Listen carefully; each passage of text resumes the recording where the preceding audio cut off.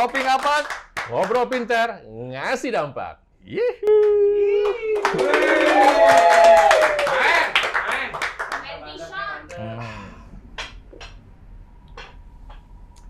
Kanca sedulur, priwe kabare? Api. Jadi Mas Roni, Ya, kalau di episode lalu kita kedatangan tamu anak muda keren ya, Risa Mokaf.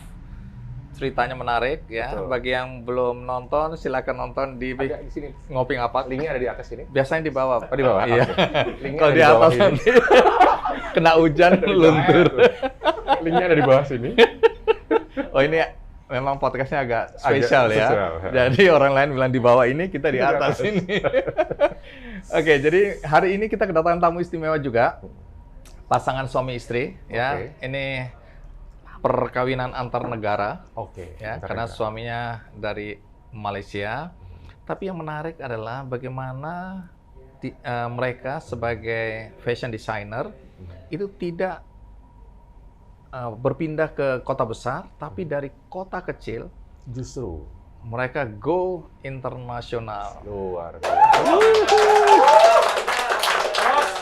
Nah, tapi kalau bicara soal Purbalingga, Ya. bagi Bank Indonesia sendiri melihat Purbalingga itu potensinya apa aja? Iya, jadi Purbalingga itu memang sampai saat ini orang kenalnya ada pabrik bulu mata, wig. Wah, itu legend itu. Legend. Knalpot, Knalpot.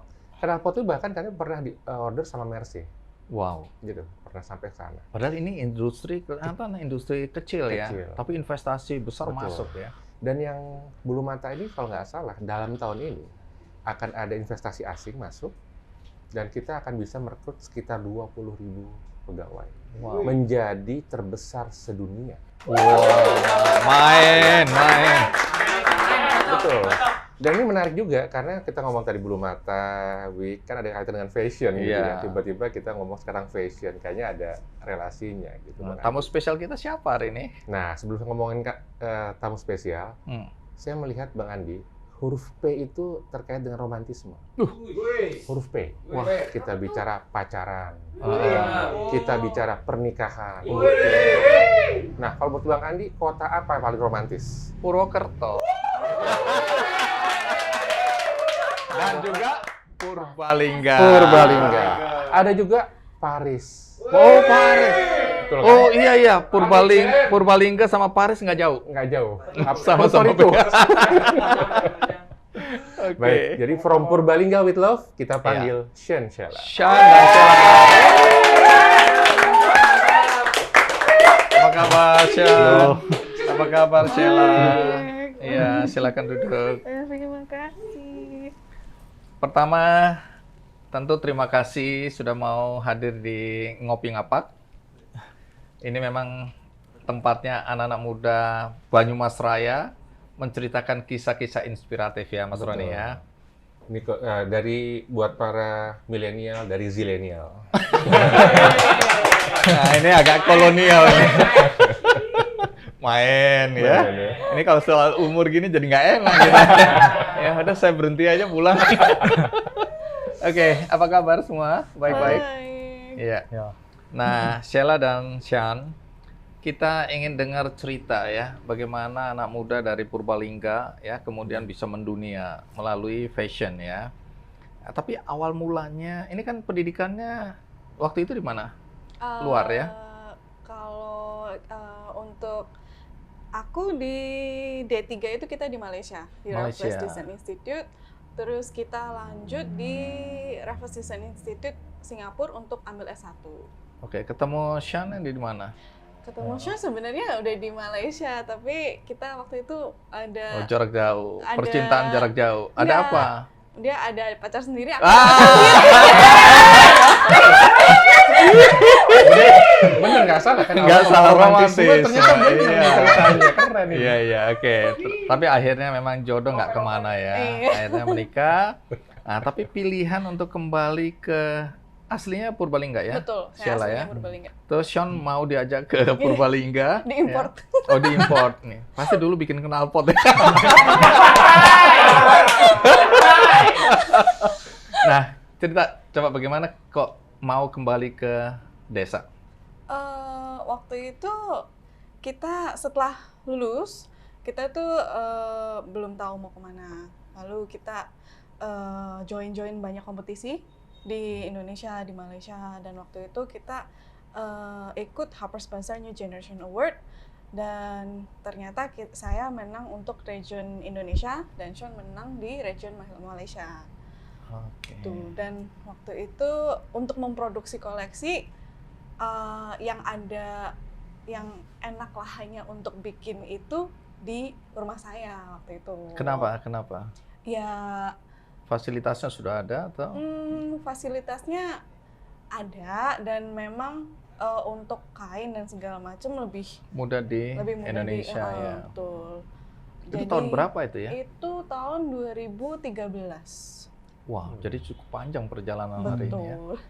Nah, kenapa memilih Purbalingga tidak ke Jakarta atau mungkin kota-kota besar, Semarang misalnya? Itu kan akses untuk mendapatkan pasar itu kan lebih terbuka. Betul. Tapi kenapa memilih tetap di Purbalingga? Salah satunya itu karena pekerja kita semuanya penyandang disabilitas. Oh, luar biasa. 100%. Tepuk tangan dulu. Semuanya. Wow, right. Jadi, Semuanya. ya betul. Tim produksi kita 100% penyandang tunawicara dan tuna dengar. Berasal dari sekitar Purbalingga Purbalingga, atau betul. dari luar kota juga ada? Dari ada yang agak jauh, tapi kita kenal mereka itu dari SLB Purbalingga. Jadi ini by design memilih penyandang disabilitas untuk bekerja atau ada cerita di balik pemilihan? Enggak juga sih. Jadi karena kita tuh desain kita kan nggak umum ya. Jadi bukan dress, bukan sesuatu yang gampang dibuat. Jadi kita ingin tuh mempekerjakan tailor yang bisa belajar teknik-teknik yang kita mau dan kita pakai. Nah, itu tuh untuk mencari itu agak susah, dan karena di Purbalingga itu kan salah satu produsen wig dan eyelashes terbesar ya. Jadi tailor tuh kebanyakan tersedot ke sana. Oh. Oke, tapi waktu ngomong wig itu kok nggak enak ya? Oke. Gimana ya? Jangan terlalu dibahas soal wig itu ya. Iya. Memang kebutuhanku tapi jangan diceritakan. Oke. Oke, kita bicara yang bulu mata aja lah. Notet. Oke, jadi dari situ ya. Iya, dari situ. Jadi aku tuh dari situ terus ada staf ayah saya itu saudaranya bekerja sebagai guru di sana. Lalu mereka merekomendasikan kenapa nggak mencoba untuk mempekerjakan anak lulusan dari sana. Lalu dari situ kita coba, kita training 1 tahun 2 tahun sampai sekarang mereka sampai kita sama-sama kita. Yeah. Dan mampu mereka. Mampu. Oke. Also because I think SLB Purbalingga is like one of the biggest disability school in Jawa Tengah.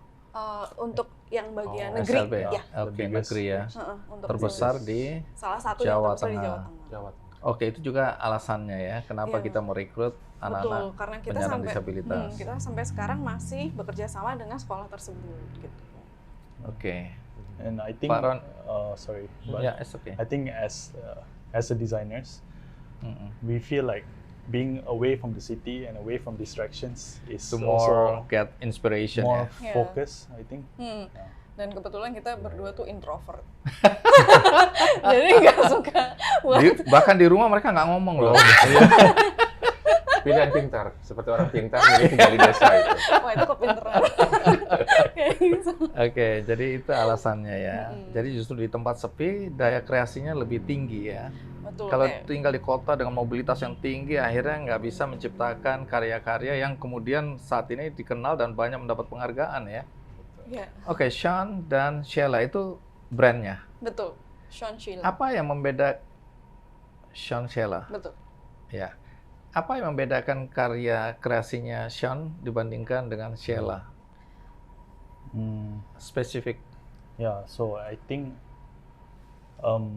our personalities is kind of the opposite of each Iya. other. Oh, So Justru itu ya, bukan I'm- sama ya. my design is more like romantic, Iya. Wow, romantic. Wah, romantis. Iya, cocok. more feminine, but Oh. actually Sheila does more masculine. Iya. Oh, Jadi Opposite and then- jadi kita balancing gitu. Iya, unik. Yang ini lebih feminin, yang cewek lebih maskulin. Man for Mars. Iya, for Venus. Oke. Oke, kalau dengar cerita gini apa komentar Mas Saya Roni? malah tertarik ini, Bang Andi. Apa? Kemarin netizen heboh. Oh, Sebulan 2 bulan yang lalu Betul. gara-gara pada ke Paris Fashion Week Iya. gitu ya. Dan ternyata pas diselidiki hanya 2 orang Indonesia yang diundang khusus ke sana. oke. Dan salah satunya adalah Sensel. Asli Purbalingga. Heeh. Bahkan kalau nggak salah SMP-nya di SMA-nya ya? SMP di lokal Purbalingga, Iya. SMP Purbalingga dan SMA di Purwokerto. Tuh. Puerto Rico. Jadi kancah sedulur, ini nggak masalah. SMP mau ngapak-ngapak bisa. Bisa. Lokal. Go internasional ya. Kalau ke Paris Fashion Week kan bukan pertama kali ya. Betul, kita jadi sudah rutin dari 2017 untuk mengikuti showroom di Paris, tapi bukan mewakili Indonesia. Jadi tahun 2022 ini kita diberi kesempatan untuk mewakili Indonesia. Oke. Jadi Bang Andi, saya jadi mau nanya lagi Iya, sama iya. Sian sama Sheila. Waktu heboh netizen itu, kan kita nggak ngerti gitu ya. Sebenarnya apa sih yang terjadi? Artinya apakah Paris Fashion Week itu ada satu tempat khusus, sementara yang katanya abal-abal itu di tempat lain. Itu seperti apa sih kejadian realnya di sana? Kejadian realnya, jadi Paris Fashion Week itu kan banyak fashion show tuh di Paris selama 1 minggu itu, selama period Venue-nya itu. berbeda-beda. Betul, jadi setiap brand akan ada fashion show sendiri-sendiri. Oke. Tapi mereka itu yang sudah terdaftar di federasi di Paris Fashion Week. Jadi mereka sudah terdaftar di schedule-nya official Paris Fashion Week. Karena dikurasi nih ya. Betul. Nggak semua produk boleh masuk boleh Betul. itu. Tapi ada venue lain, event lain yang bisa dimanfaatkan dalam payung Paris Fashion Week ya. Bersamaan dengan Tapi Paris. main stage-nya itu wah, yang betul-betul terseleksi itu ya, Betul, dikurasi dengan betul. baik ya. Oh jadi Sean and Sheila itu mewakili Indonesia kemarin Betul. ini ya. Mm. Resmi berarti. Betul, resmi. Oh. Terdaftar. Tapi segmentasi dari hasil desain Sean dan Sheila ini siapa segmentasinya nih? Segmentasi untuk apa nih? Pasarnya. Kalau- Ini anak muda, orang dewasa, anak-anak atau Kalau pasar kita sementara ini 70% di luar negeri, 30% untuk pasar domestik. oh jadi lebih banyak Ya, di untuk luar. pasar luar negeri. Di Betul. mana saja itu? Kalau sementara ini kita ada di Singapura, di Jepang, di UK, Dubai, Kuwait, dan Egypt. Untuk Purbalingga nggak ada ya, pasar Purbalingga. Oh, itu yang 30%. Oh 30%. 29 Purbalingga, 1% Puerto Rico. Itu maksudnya artinya ada tokonya atau apa di sana itu? Kalau kita, karena kita fokus untuk bisnis wholesale, jadi kita showroom kita di Paris itu B2B, jadi ketemunya buyer. Nah, Jadi produknya ini dalam jumlah yang relatif banyak ya, untuk satu jenis desain gitu ya. betul, jadi kayak borongan lah. Borongan, ini- iya.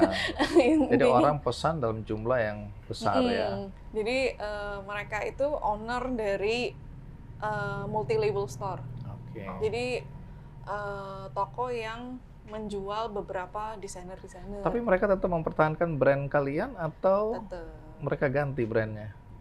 tetep. Salah satu persyaratannya ya.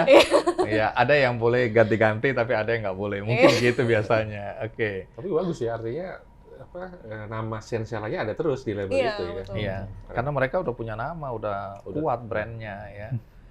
Oke, mungkin Mas Roni mau kasih perspektif dulu. Iya. Kalau kita lihat Purbalingga itu potensinya seperti apa itu? Iya, jadi kalau kita lihat ini juga shocking sebenarnya karena ada satu desainer, fashion designer yang sampai tadi 70%-nya ke keluar, pasar gitu ya. luar. Karena memang Purbalingga yang seperti saya bilang tadi, mainnya tadi kan di industri ya, seperti Wix, tapi nggak bicara tentang fashion gitu. Betul. Jadi ini bisa jadi inovasinya Purbalingga sebetulnya untuk terus diangkat. Nggak disangka ya. Nggak disangka. Dan ini juga menarik karena saya lihat dari Sensiala itu katanya bicara tentang sustainability fashion gitu. Betul. Mungkin bisa dijelaskan apa sih sustainability fashion itu maksudnya? Yeah, so sustainable fashion actually is about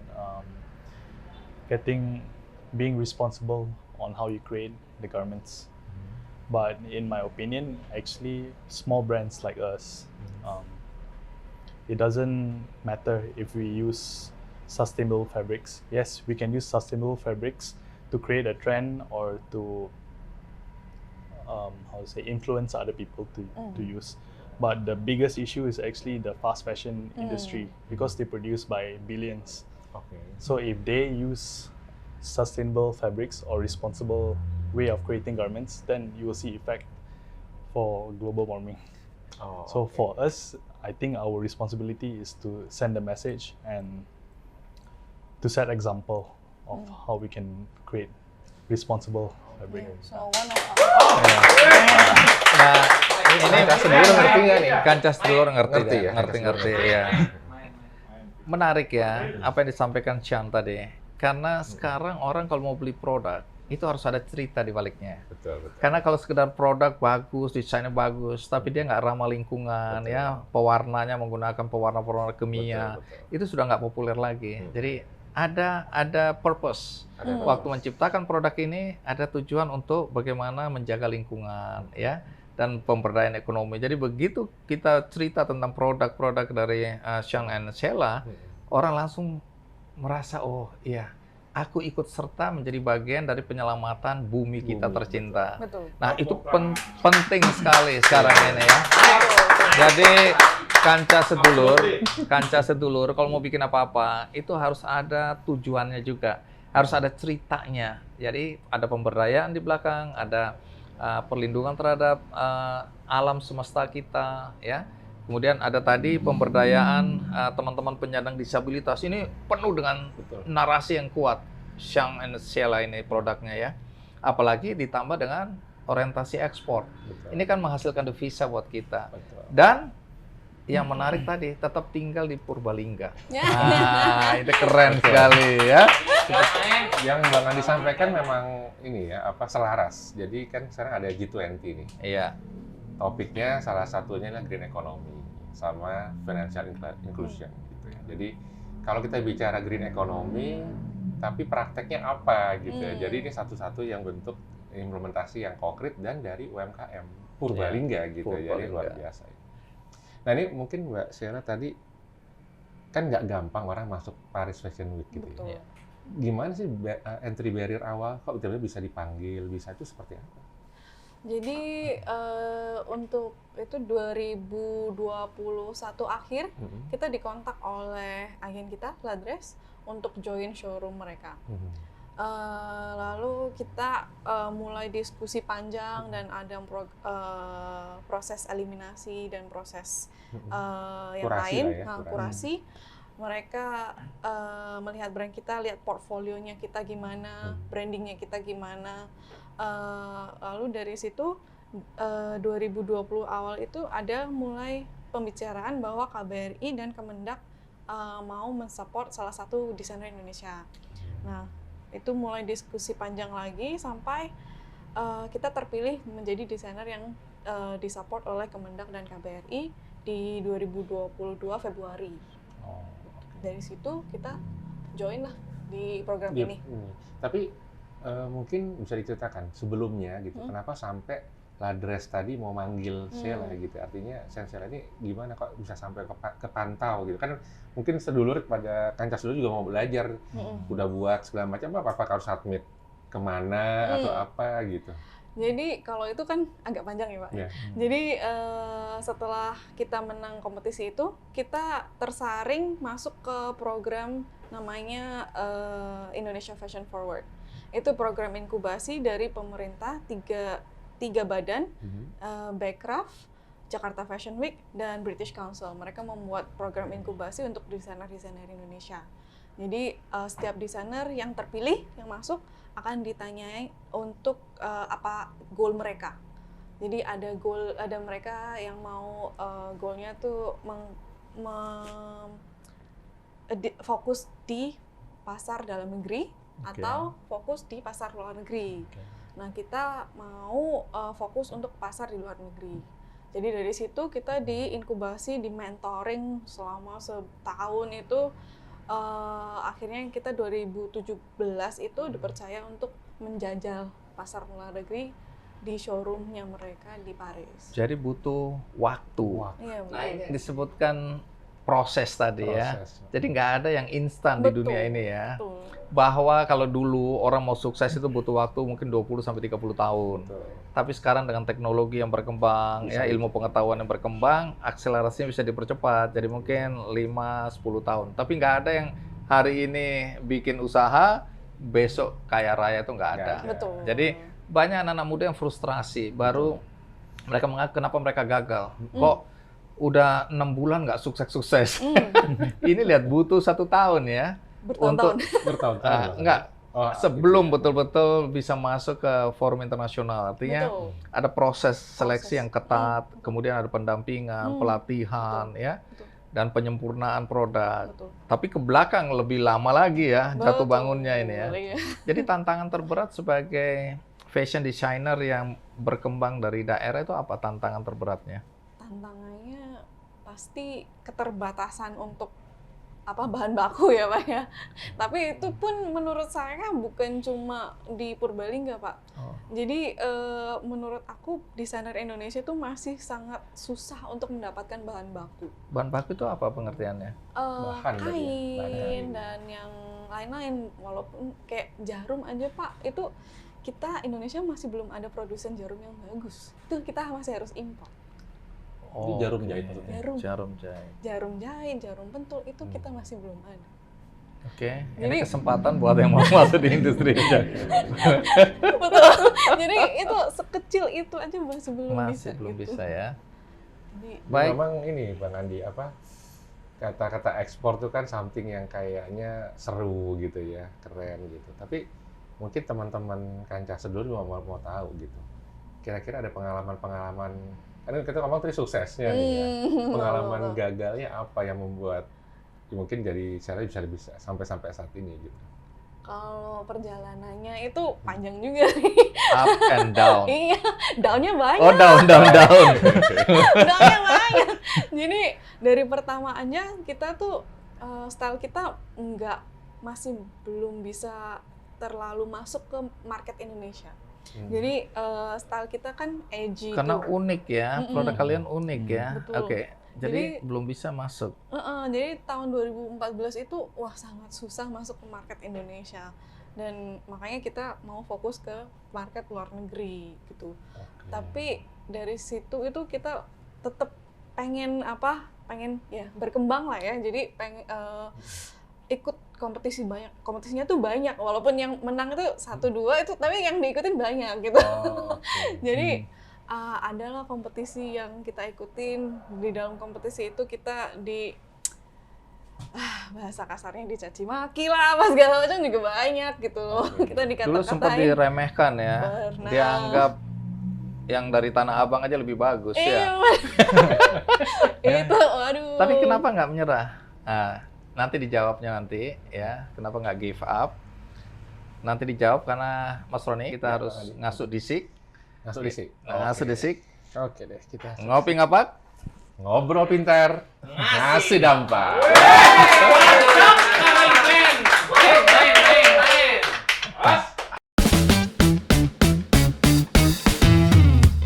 Mas Roni ngopi ngapak, ngobrol pintar, ngasih dampak.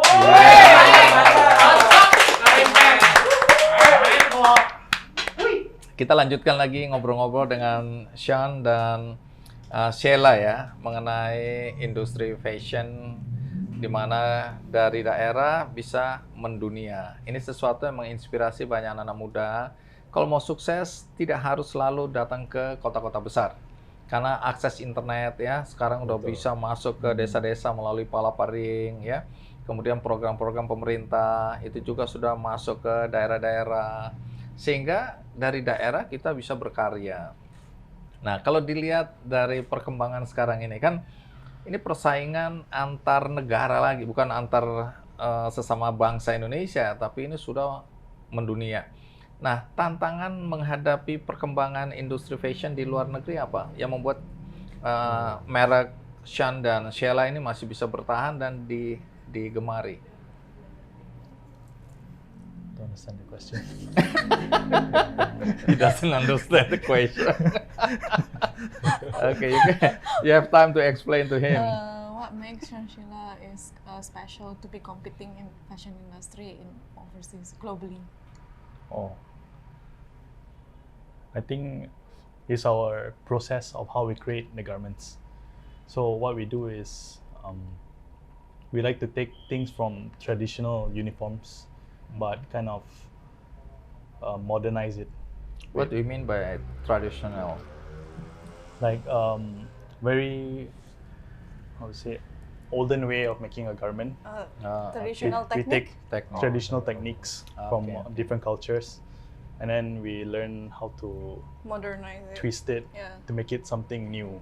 Yeah. Yeah, and I think also our embroidery that we teach our tailors to do, which is I think quite unique. Jadi bagaimana menyampaikan ya, mengedukasi pasar juga, terutama para dealers ya, untuk mereka bisa bercerita tentang apa yang dilakukan oleh brand Sean and Sheila ini ya. Betul. Oke, menarik sekali. Nah, Mas Roni, dari perspektif Bank Indonesia ini menarik ya, karena Bank Indonesia juga punya perhatian khusus di industri fashion ini. Betul. Saya lihat di beberapa tempat juga teman-teman desainer fashion seperti Sheila dan Sean ini kan didukung. Betul. Nah, bagaimana Bank Indonesia Purwokerto melihat ini? Iya, gini Bang Andi dan kancah sedulur ya. Bank Indonesia melihat lebih besar lagi dalam konteks UMKM. UMKM itu seperti sapu lidi sebetulnya. Oke, Kecil pengertiannya. kan?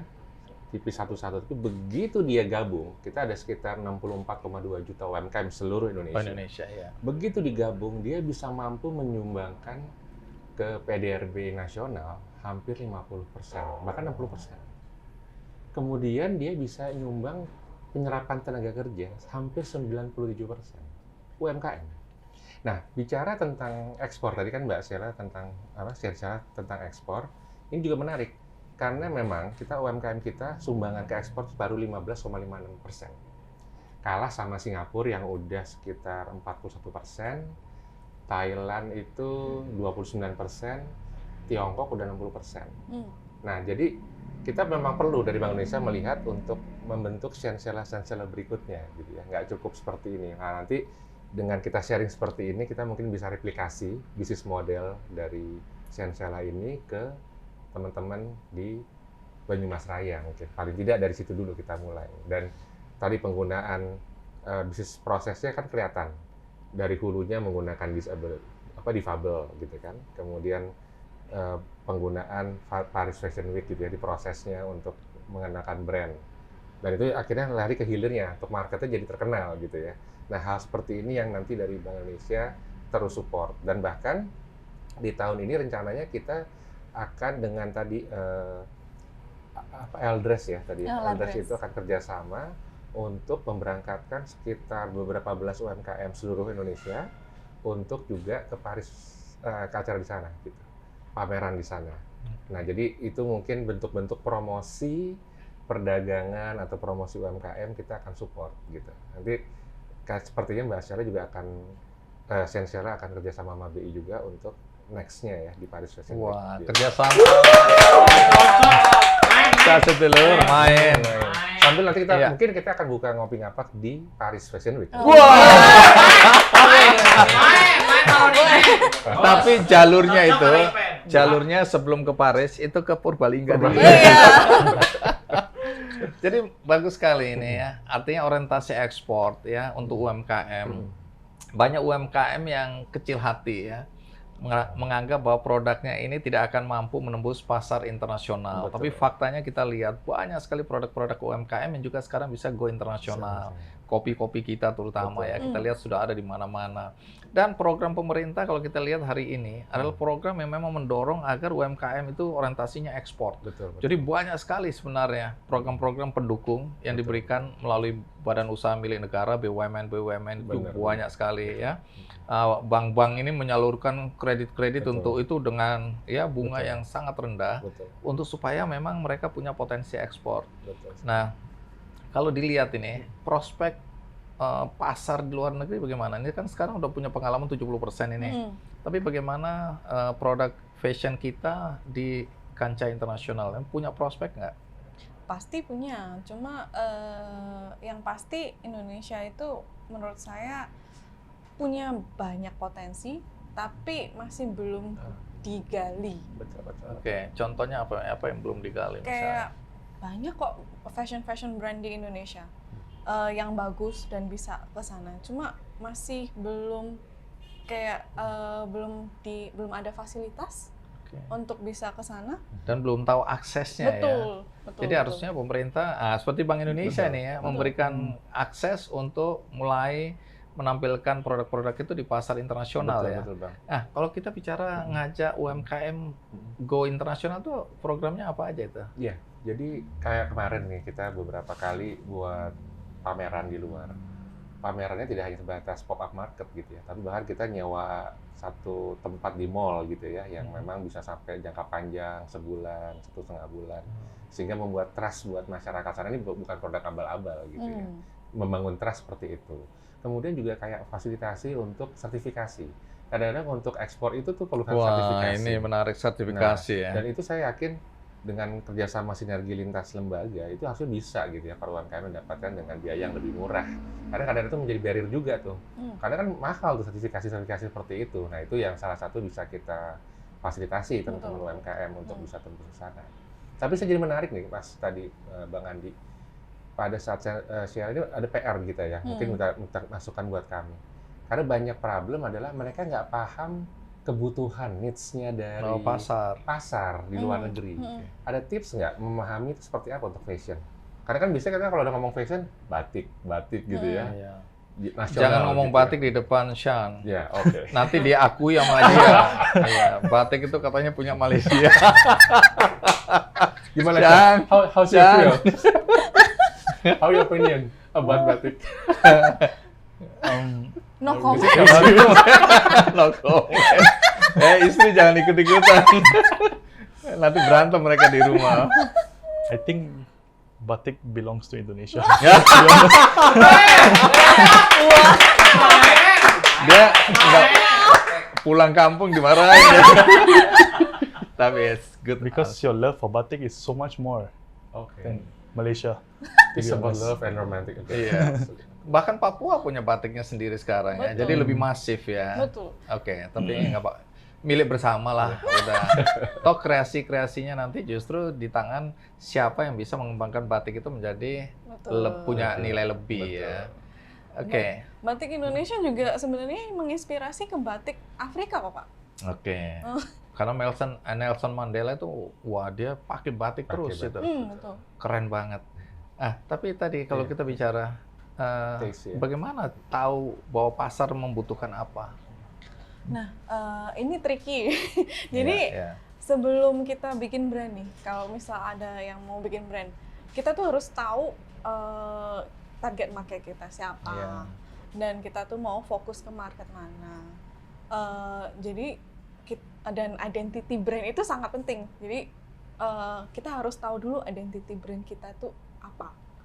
Jadi mau kemana itu nanti ada tujuannya sendiri. Jadi style tertentu dan itu tuh ada marketnya sendiri di negara-negara mana gitu. Tapi artinya ini, apakah perlu tesnya gimana sih? Kan maksudnya ya itu pasti seperti itu gitu. Tapi teman-teman ini mau tahu gimana sih saya buat desain dan diterima di sana, apakah harus mempelajari lewat internet, oh kayaknya yang lagi in seperti ini, kita harus nyontek seperti itu, quote unquote, atau gimana? Padahal kan ini Sensela sangat unik gitu ya. Tapi unik kok diterima gitu di sana. Punya identitas sendiri tadi kita harus menyadari. Tapi banyak orang yang copy paste Betul. aja. Jadi yaitu yang saya bilang harus menyadari identitas kita tuh siapa. Jangan cuma mencontek saja. Itu yang bikin kita unik. I think it's kind of a mix of you have to study the trend overseas, but how can you use your characteristic or your DNA as a brand to make a version of your own trend. And you have to understand like your brand, how can it translate to overseas? Like you have to, if other countries, you have to think about fabrics, different fabrics. You cannot just use cotton all the time here because they have fall, winter, they have different seasons. Ya, identitas, diferensiasi, ya. Itu merupakan kekuatan. Jadi kalau kita cuma niru-niru, mungkin pada saat tren itu berjalan wah kita laris. Tapi sesudah selesai ya that's it, gitu kan. Betul. Tapi kalau kita punya identitas yang kuat, punya diferensiasi yang juga berbeda dari produk-produk yang lain, itu lebih sustain ya, lebih jangka panjang hidupnya. Dan ini buktinya dari 2013. 2000, betul. Itu kan panjang ya Bang Andi? Panjang sekali. Itu selama perjalanan itu ada nggak something yang mungkin Sensela regret gitu ya? Kenapa saya nggak begini? Kenapa saya nggak seperti itu? Gitu. Pernah nggak? Salah satu regret kita itu kita nggak bekerja di desainer lain. Jadi kita itu pemahaman tentang industri fashion itu kita belajar secara otodidak sendiri. Okay. Jadi we learn everything in the hard way. Yeah. So- The first 2 years we didn't know what we were doing. Ya, We just kayak 2 years. 2 years. Jadi kayak kita di Masih bingung-bingung mencari bentuk gitu, 2 betul. tahun lamanya. Jadi kayak marketing nih kita waktu itu ada space di Galeries Lafayette karena kita menang di Harper's Bazaar itu. Nah, dari situ kita tuh harus belajar sendiri bahasa marketing, bahasa merchandising, kayak kita harus fill in prongs, kita harus apa gitu, itu kayak what is prong? Dan ingat loh, teknologi digital waktu itu bukan seperti sekarang. Ya. Sekarang kalau akses tuh wah gampang lah. Dulu kan belajar dari mana ini? Akhirnya sambil jalan sambil belajar. Iya, jadi so kita tuh we failed so many times to learn Nah, coba everything. diulang karena banyak anak muda yang nggak siap untuk jatuh berkali-kali. Baru jatuh sekali 2 kali udah putus asa, udah aku memang nggak bakat di sini, aku nggak bisa. Padahal ini udah berkali-kali jatuh, kemudian bisa bangkit kembali ya. Betul. Nah, apa yang membuat kemudian Sean sama Sheila merasa nggak, aku harus bangkit mengatasi persoalan-persoalan yang dihadapi? Kita percaya brand kita tuh bisa lebih. Kita dan visi kita tuh kita tahu bisa mencapai yang market lebih besar. Oke. Keyakinan akan. Betul.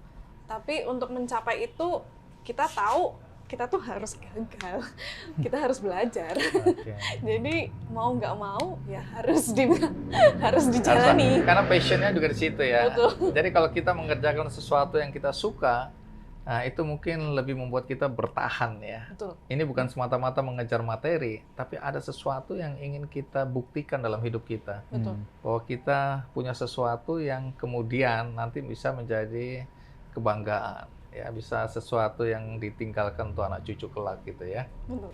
Oke, menarik sekali. Itu boleh sedikit di-share juga. Kalau tadi ada beberapa yang down gitu. Ada pengalaman pahit nggak ya sampai keinget terus sehingga menjadi pelajaran? the competition, right? Kompetisi. Wah, ya salah Kompetisi yang satunya keras. salah satunya kita join kompetisi ini belakangan kita tuh belajar bahwa kompetisi ini tuh ada politik di belakang lah. Oke. bahwa kita tuh baru menang Harper's Bazaar ini, ternyata kompetisi yang ini tuh nggak mau kita di situ juga. Nah, kita di situ tuh dicaci maki, dikata-katain, terus kayak sampai ya aku nangis lah waktu itu, nangisnya.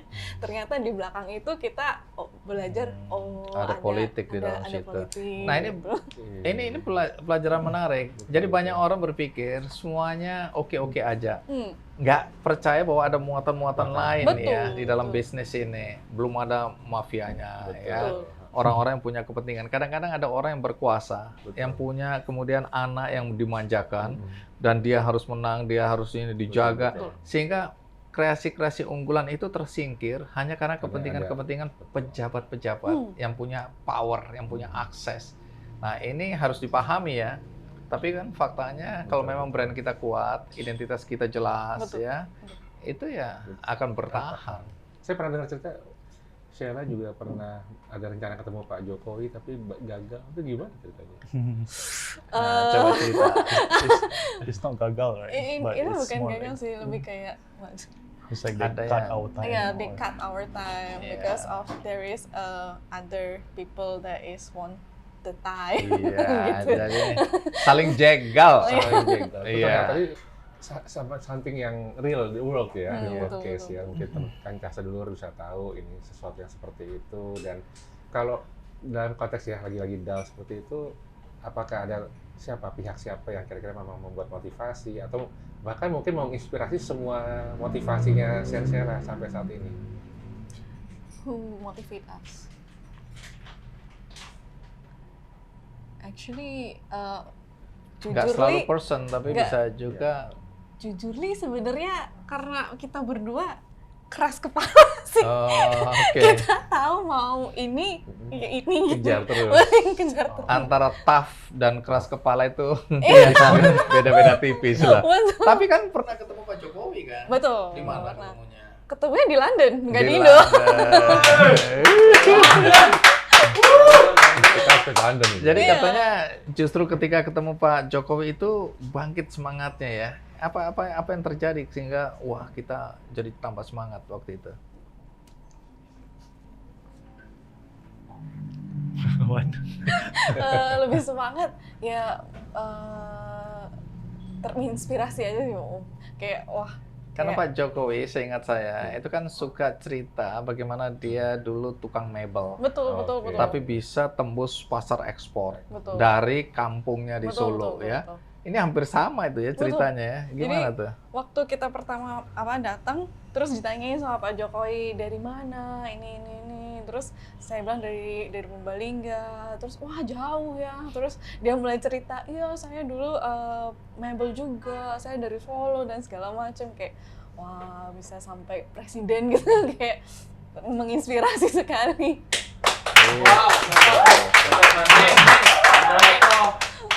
Oke. Jadi kalau Mas Roni dari cerita Sean dan Sheila ini apa yang bisa jadi catatan? Iya, iya. Jadi kita merasa bahwa strategi Bank Indonesia tadi yang kita sebut KKP, ada capacity building, ada korporatisasi, ada fasilitas pembiayaan itu sudah mengarah ke jalur yang tepat. Kalau kita lihat, jadi kan kayak tadi Mbak Sheila cerita gitu ya. Dan yang kalau kita lihat lagi bahwa dengan kondisi yang global seperti ini, kita nggak hanya tutup mata dengan pasar lokal domestik gitu ya. Meskipun pasarnya besar sebetulnya. Cukup besar ya. Tapi sebenarnya gini, kita bisa ngejar pasar luar, dapat dua kan. Kita dapat di sana, tapi di sisi lain mendapat kualitas luar ekspor kan. Sehingga bisa dijual lagi nanti di domestik gitu. Betul. Jadi dapat dua sebetulnya. Karena isunya adalah kualitasnya dapat gitu betul. ya. Jadi itu mungkin yang bisa kita kasih ke teman-teman share juga bahwa quality jadi salah satu penting. Saya ingat Pak Habibie pernah ngomong QCD gitu ya. Jadi Q-nya itu harus quick, cepet gitu kan. Tapi cost-nya juga rendah dan quality. Terus C-nya itu cost. Terus yang D-nya itu ada delivery-nya harus cepat gitu ke customer. Nah, dalam konteks ini buat kancah sedulur, jadi saya lihat kalau tadi dilihat tidak ada yang instan. Dan tadi kuncinya belajar dan belajarnya harus tepat, jangan yang 2 tahun sampai bingung, berarti kan harus nempel dulu sama satu brand besar dulu, ada tahapan-tahapan yang harus dilalui. Mungkin seperti itu Bang Andi. Ya, menarik. Kan dulu belum tahu ya. Belum. Jadi udah jalan aja dulu 2 tahun dengan segala penderitaan, bingung. Tapi kalau sekarang kan kita belajar dari pengalaman seperti ini, berbagi, oh aku nggak perlu menunggu 2 tahun. Betul. Aku bisa mempercepat waktunya dengan cara yang tadi kita belajar banyak kesempatan. Di episode yang lalu, kita kan jelasin bahwa Bank Indonesia itu banyak memberikan bantuan terutama kepada UMKM. Betul. Nah, kalau ada teman-teman UMKM yang ingin juga bisa menjadi binaan atau mitra yang didukung oleh Bank Indonesia, itu apa syaratnya sih? Iya, jadi mungkin teman-teman bisa buat proposal. Oke. Masukkan ke Bank Indonesia, tunjukkan hasilnya, akan kita pertimbangkan, akan kita kurasi, dan nanti tentu kita bantu seperti yang kita sudah ini gitu ya. Biasanya bantuannya berupa apa ya? Nah, bantuannya kayak tadi, misalkan kita pelatihan, skill, Oh, dapat pelatihan. kemudian misalkan pendampingan untuk packaging misalkan. Kemudian kayak tadi, oh kita mau ekspor, seperti apa sih ekspor, nitty-gritty-nya segala macam, ada pendampingan seperti itu. Termasuk kita juga memperkuat literasi keuangan, sehingga nanti bisa dapat pembiayaan dari perbankan. Termasuk manajemen nggak itu? Ya pendampingan nanti bisa Pendampingan seperti itu termasuk ya? Termasuk ke sana. Oke. Nah, ini juga kita melihat bagaimana UMKM ini kan mau naik kelas ya, dari yang tadi hanya di digital saja ke ekspor. Nah, ini saya juga mau balik tanya sedikit nih Bang Andi. Iya. Sheila sendiri kira-kira visi ke depannya mau seperti apa nih? Kan kita tadi baru ngomong tahapan ini stage-nya gitu ya semua. Tapi ke depan akan seperti apa? Ke depan pasti pengen expand lagi, Pak. Jadi pengen karena pandemi ini kita juga lose some of our buyers. So we went terasa juga ya. Betul. Jadi kita tuh pengen juga recover lah dari situ. Tapi jujurly ya. Jujurly ya. Coropo itu Kang Mas. Kenal loh brandnya Sheila sebelum ada hebohnya Paris Fashion Week ini. Nah, artinya nggak ada rencana Sheila untuk mengembangkan mungkin brand lain atau apa untuk yang lebih dikenal di Indonesia? Jadi kita ada rencana untuk mengembangkan second brand yang price point-nya tuh lebih rendah, di antara kayak 700.000 sampai 2 juta. Nanti akan kita berkolaborasi dengan e-commerce namanya Sonderlab. Nah, itu kita akan fokus koleksi kita untuk local market. Pasar, pasar dalam negeri ya. Second layer ini ya. Menarik ya. Karena tadi kalau Mas Roni bilang bahwa dengan jumlah para pelaku UMKM segitu banyaknya, ya, sumbangsi mereka yang begitu besar, dan ini kan ketahanan UMKM itu luar biasa juga ya. Begitu mereka bangkit, mereka adalah fondasi yang kuat, sehingga kalau ada pun badai nanti yang akan datang, kita akan lebih mampu bertahan dan akan tumbuh. Ini kebetulan badainya memang badai yang tidak kasat mata, yang di luar dugaan, jadi kena semua. Tapi ke depan, kalau cuma sekedar krisis ekonomi, UMKM kita akan mampu bertahan ya. Dan saya yakin industri seperti Sean and Sheila itu juga akan bisa terus tumbuh dan berkembang di negeri ini.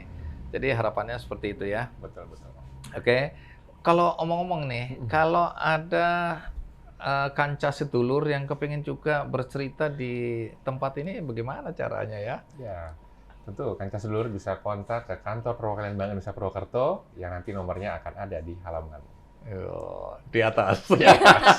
Biasa di bawah, ini di atas.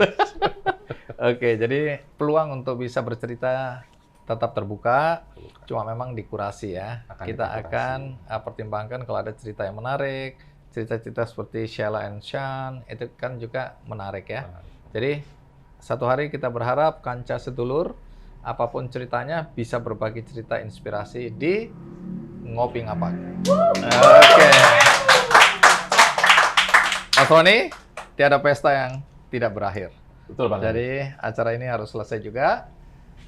Kanca sedulur, kapak bukan sembarang kapak. Kapak dipakai motong terasi. Sekian episode Ngopi Ngapak, semoga selalu menginspirasi. Ngopi Ngapak, ngobrol pintar, ngasih dampak. Senang bisa berbagi.